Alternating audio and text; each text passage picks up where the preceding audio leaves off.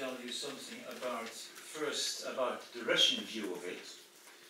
Secondly, how Putin innovated the propaganda law, and how this innovation worked. First, something about the Russian view, because propaganda law is not only that the Kremlin accuses the West of waging a war, but also, sorry that we say that the Kremlin wages a war, and propaganda war.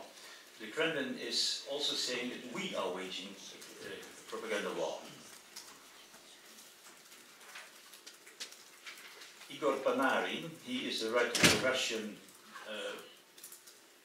theorist of the propaganda war. He tells us that the propaganda war has started already in 1943 on a summit in Canada and Quebec, where Roosevelt met with Churchill, and the plan was to destroy the Soviet Union. They had no success, he said, in his work, and this is a book what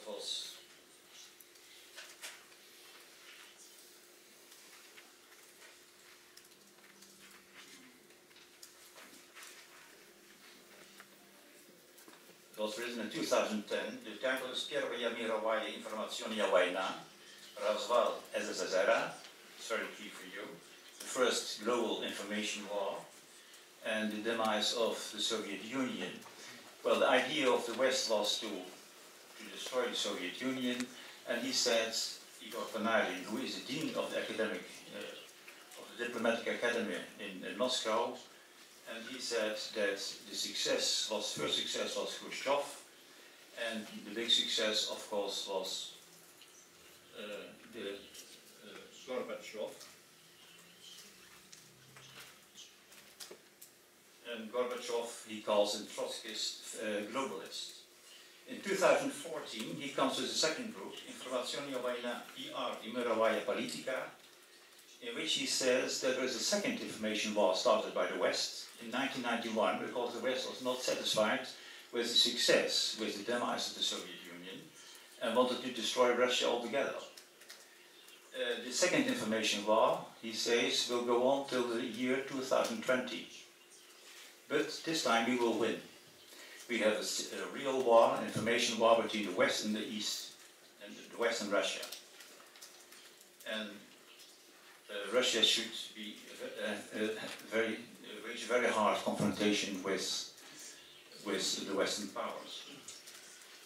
So this is the view, the official view now of the Kremlin, that the information war is something not started by Russia, but started by the West. If you look now to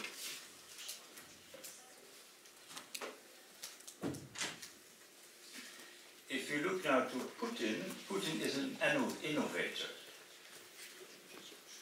An innovator of a propaganda strategy which already was there during Soviet times. We should not forget that already during the period of the NEP, the New Economic Policy, between 1921 and 1927, there was an odděl agitatie and propaganda in the Central Committee of the Soviet Union, with 30 departments on theater, on film, movie, schools, arts, etc., etc. This odděl agitatie and propaganda was a model for Goebbels in the 1930s for the German propaganda effort. So propaganda is not something new in Russia. Also, we should remind that in 1963 there was a special division inside the KGB was made. It was the desinformatia. Desinformatia is a Russian word, in fact. And this odděl had the task to forge documents, forge photos, spread rumors, etc., etc. So this is already what was present in the Soviet Union. What I said, Putin is an innovator. He innovated because he made very generous budgets. He modernized the propaganda. with new methods and the new media, Twitter, Facebook, and so on.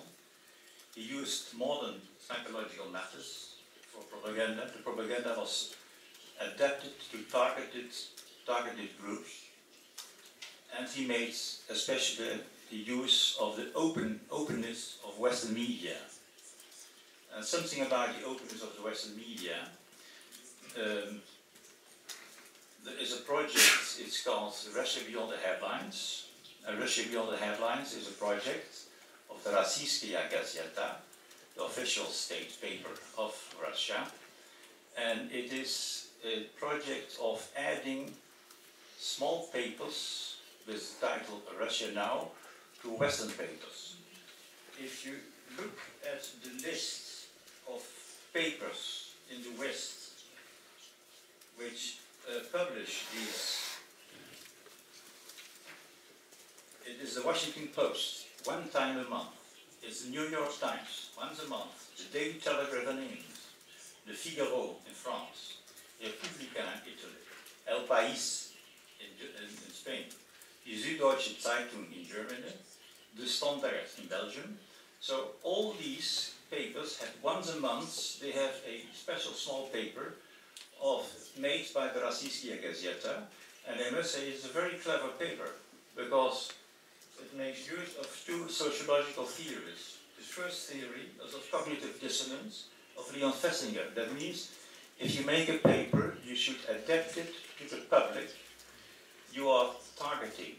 So this paper, every month, so I read it in France every month with the Figaro, it is very well, very clever made. There are interviews with friends of Khodorkovsky who said he's a brilliant man. Ryzhkov is interviewed, so you have the idea it is a very liberal, modern, Western paper. These are interviews. Interviews are not published in the Российская Газета, it's quite sure, but it's adapted to Western style. There's a second sociological theory adapted. Is a theory of the two-step flow of communication of Lazarsfeld and Katz.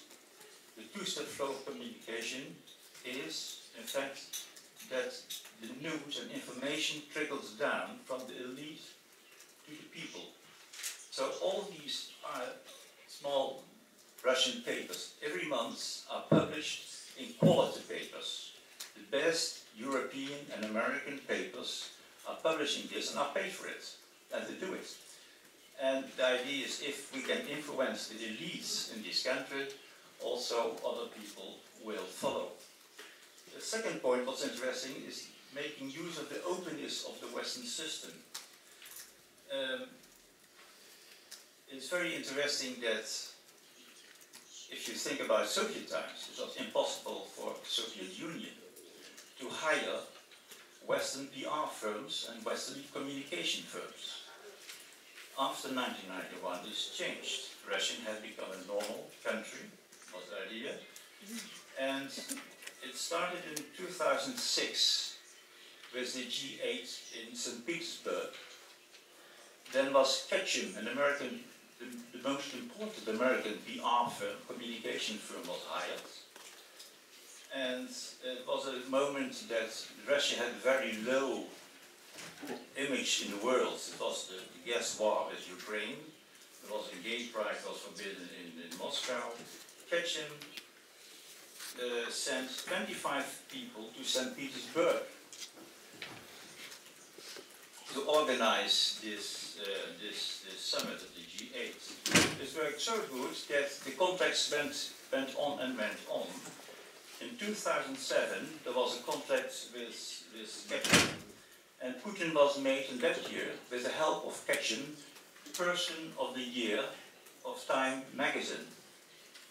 In August 8, after the war in Georgia, Ketchum, for much money, organized for the Kremlin a web platform called Think Russia, this Russian propaganda on the war in Georgia. In 2013, it was Ketchum who made the op-ed, this opinion article of Putin in the New York Times, after that the chemical weapons were discovered in Syria, and Obama threatened to bomb Syria. In 2014, after the annexation of the Crimea, there are still working 10 persons for action for Russia. So we see that Russia is using all measures now of the open Western system. One thing also here about Kissinger Associates. Kissinger is a long-time friend. I really call him a friend of Putin. And Kissinger Associates is also a PR firm. In 2007 already there were contacts between Kissinger Associates, was paid for by Russia, for a working group to prepare the reset. This was called the Kissinger-Primakov working group, a private